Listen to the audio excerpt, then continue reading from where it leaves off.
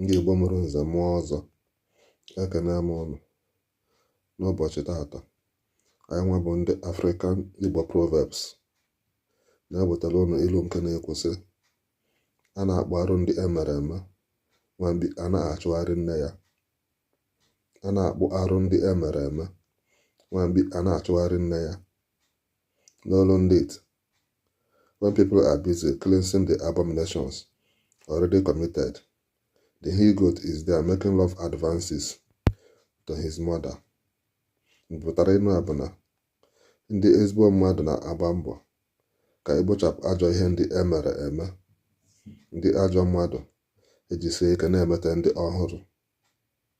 Anyị nwekwara ajụ n'ụbọchị nke tata. Ọ bụrụ na ịma ụsa ya, gaa na nke ndị oyibo na-akpọ comment section ma nye anyị ụsa ya. Gịnị ka a na-akpọ biro maọbụ bik na asụsụ Igbo? Gịnị ka a na-akpọ biro maọbụ bik na asụsụ Igbo? Ndị Igbo mụrụ nke emesịa n'ụlọ.